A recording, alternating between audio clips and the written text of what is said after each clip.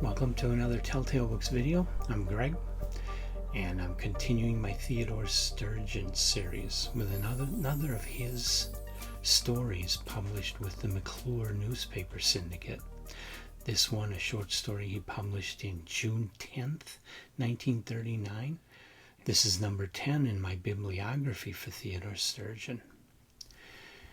And these are not science fiction or fantasy stories at this point in his career. He's writing straight up literary fiction.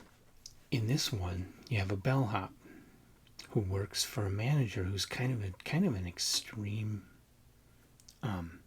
nitpicky. I don't know what you would say. It every last little detail has to be perfect, and if you don't get it right, you get fired. A king visits from some other country, stays at the hotel. The bellhop and the manager are both in the suite because the king has gotten there, and they took him up to the suite, and they're in there with him. And the manager fires the bellhop on the spot for this really ridiculous reason. But the bellhop was only trying to treat the king as if he was just another guest, not somebody super special. And he makes the point to the manager that he insists that he should not treat the king any better than he would treat any other guest of the hotel. The king agrees and compliments the bellhop and forces the manager to reinstate his job.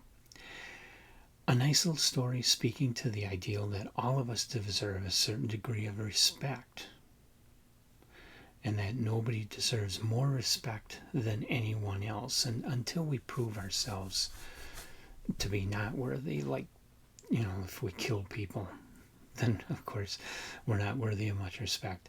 You know what I mean. That as long as you're a decent person, you deserve to be treated with the same respect that this king was being treated when you go into this hotel. That every customer of a business should be treated as important. And every person should be treated as if they have something valuable to provide our society, until they prove otherwise.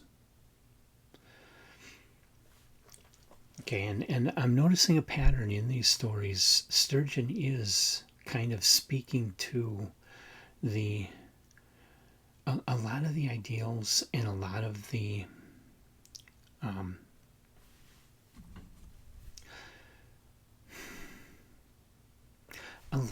general ethics that our society had in 1939 that I know my dad grew up with, and he kind of had these attitudes.